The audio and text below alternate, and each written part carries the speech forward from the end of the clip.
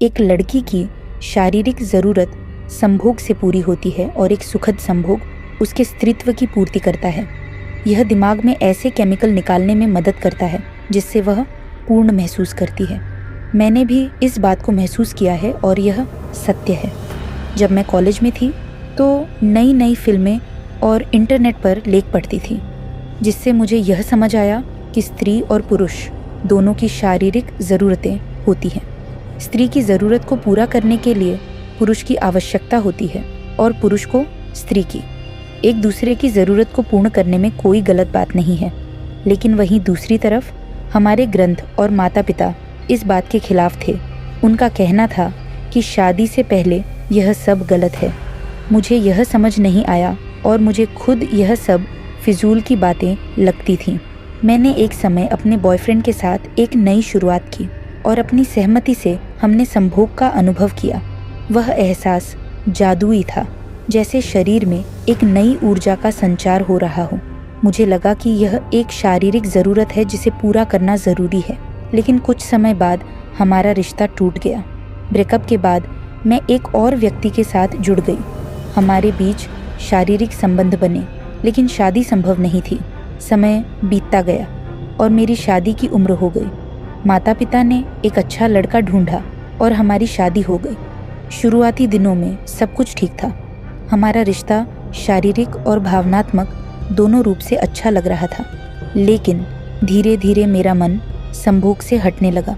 जब भी मेरे पति इसकी पहल करते, मैं बहाने बनाती। हमारे रिश्ते में खटास आनी शुरू हो गई। मैंने डॉक्टर से परामर्श लिया और अपनी समस्या बताई। उन्होंने कहा, उम्र के साथ ऐसा होता है, और मुझे दवाइयाँ दी, लेकिन इससे भी कोई फ़र्क नहीं पड़ा। मेरे पति मुझसे निराश रहने लगे।